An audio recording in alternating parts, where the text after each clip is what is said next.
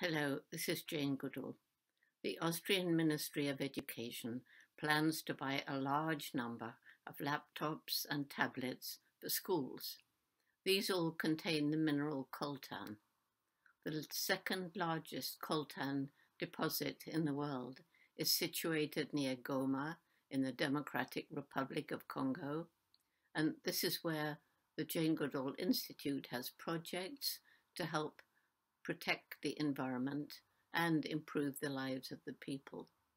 The mining of coltan not only causes massive harm to the environment and to animals, but also to humans, who are often forced to work in extremely unsafe conditions, including children. It's desperately important to correctly dispose of electronic equipment and recover and reuse the coltan. So we ask Minister Faßmann in our petition to set up an example for sustainability and global responsibility.